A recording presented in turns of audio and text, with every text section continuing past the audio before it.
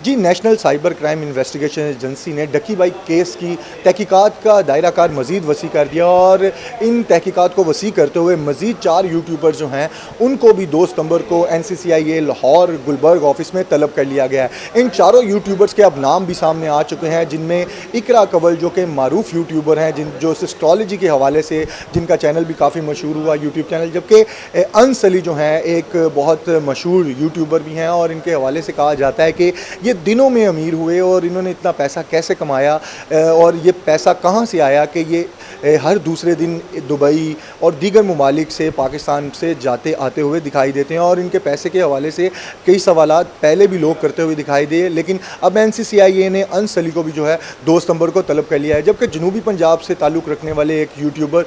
मुदस्सर हसन, उनको भी तलब किया गया और इसके अलावा एक मोहम्मद हुसनैन नाम के यूट्यूबर हैं। इन चारों यूट्यूबर्स को जो है 2 सितंबर को एनसीसीआईए लाहौर गुलबर्ग ऑफिस में तलब किया गया और इनसे तहकीकात की जाएंगी, क्योंकि इनके हवाले से लिंक्स भी मिले और कई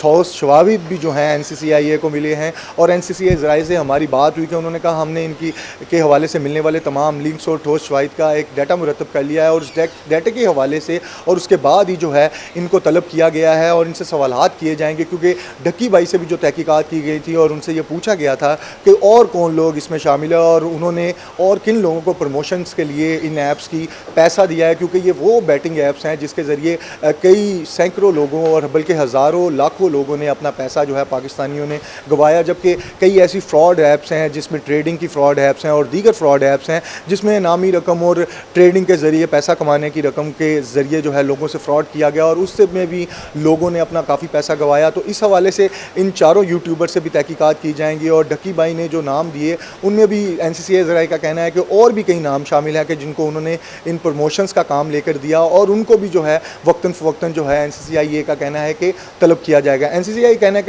एनसीसीआईए के ज़राए का ये भी कहना है कि डक्की बाई जो हैं मारूफ यूट्यूबर जो ऑलरेडी उनकी कस्टडी में है और उनका 3 बार रिमांड भी लिया जा चुका है कि उनसे मनी लॉन्ड्रिंग के हवाले से भी तहकीकात का आगाज़ कर दिया गया और हो सकता है कि एनसीसीआई जब अगली पेशी पर डक्की बाई को पेश करे तो उनसे मनी लॉन्ड्रिंग की दफ़ात के तहत जो उनके साथ अब डील किया जा रहा है और उसकी तहकीकात की जा रही हैं, इसी हवाले से उनका जिस्मानी रिमांड भी ले। लेकिन फ़िलहाल जो है ये बैटिंग ऐप्स, जुआ ऐप्स और ये एक पूरा नेटवर्क जो पाकिस्तान में चलाया जा रहा था, इस हवाले से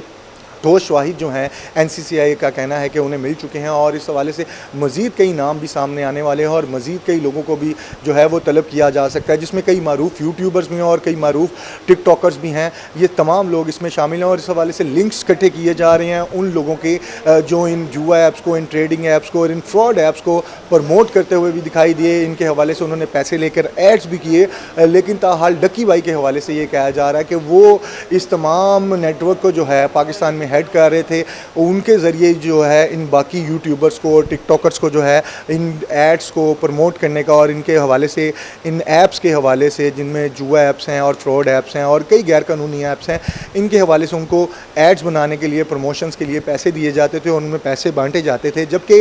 इकरा कंवल और डक्की बाई जो हैं वो कई बिज़नेस में भी पार्टनर पाए गए हैं और उस हवाले से भी तहकीकात की जा रही हैं कि इनके पास ये पैसा कहाँ से आया। जबकि डक्की बाई से कई डॉलर्स भी जो हैं उनके अकाउंट से एनसीसीआई ज़राए का कहना है कि वो भी रिकवर कर लिया गया और उनके फ़ोन का मुकम्मल डाटा जो है फ्रांसिक करवा के वो भी हासिल कर लिया गया है, जिसमें कई लिंक्स भी ऐसे मिले और कई ऐसी वीडियोज़ भी सामने आई हैं, क्योंकि एनसीसीआई ज़राए का कहना है कि 27 ऐसे लिंक्स हैं जिसके ज़रिए डक्की बाई के हवाले से तहकीकात का आगाज़ किया गया था और उसके बाद उन 27 लिंक्स के ज़रिए इनके ऊपर FIR भी दर्ज की गई थी और मज़ीद वीडियोस भी इकट्ठी की जा रही हैं, जिसमें कई मारूफ यूट्यूबर्स की वीडियोस भी जो हैं अब एनसीसीआईए के हाथ लग चुकी हैं और जल्द कहा यह जा रहा है कि उन मारूफ यूट्यूबर्स और टिकटॉकर्स को भी अब तलब किया जाएगा। जी।